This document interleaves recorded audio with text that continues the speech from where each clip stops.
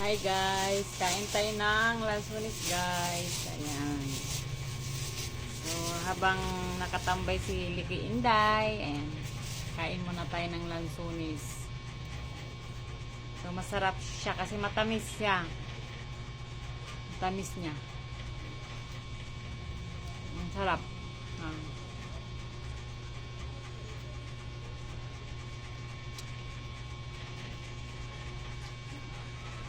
Matamis. Galing siya daw ng ng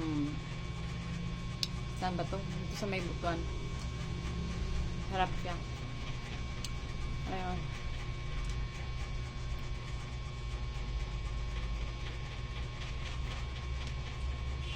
Tamis.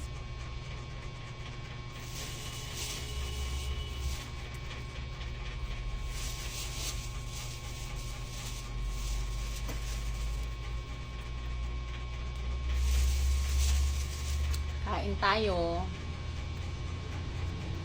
May sibikin din ng lansunis.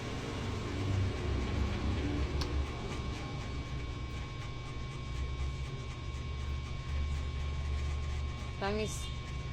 Kalahating kilo lang yung binili ko kasi nga ako nga lang kumakain.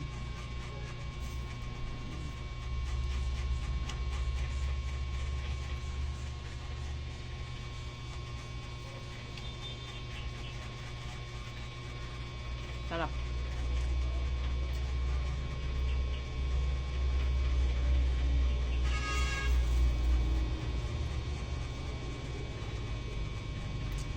Shout out po sa naggupit ng aking buhok, yung pinsan ko. Yan, nagsisi po talaga ako ginupit ko yung binagupitan ko yung buhok ko. Na hanggang sa dito na sana. Sayang.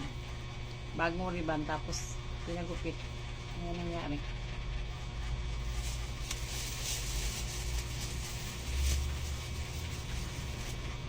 Umaga. Sa mga may uric talagang itong lansunis, bawal talaga kayo kumain ng lansunis pag may uric acid kayo kasi nangangasim yung sikmura ninyo o sumasakit ang inyong mga buto-buto sa inyong katawan. So, yan po, iwas po talaga kayo kumain ito. Sarap, pero ang tamis. Parang yung galing Camiguin. Sarap eh.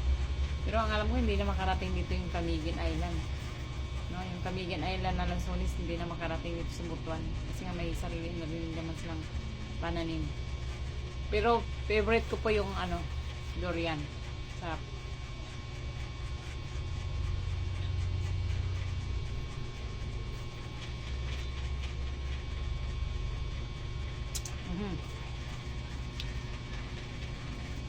Sarap guys.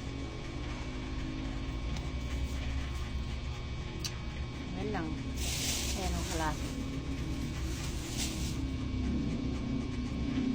So, enjoy ang lahat. Ayan. Yung mga videos ko pala, guys. Ayan. Paki-humor po ang aking mga video dahil masyado ban po ako ni Daddy. Ayan. So, nagka-earnings, tuloy-tuloy naman ang earnings at saka pero sa mga ibang country po, hindi po ako nakikita. Pero may nanonood, hindi lang ganun dati na pag nag-upload ako ng isang araw, ganyan, nakaka-million ako, ganyan. So, hindi ko alam kung hanggang kailan niya nag-recommendable yung aking account. Ayun lang guys. Good morning. Kakain mo na si Likinday ninyo.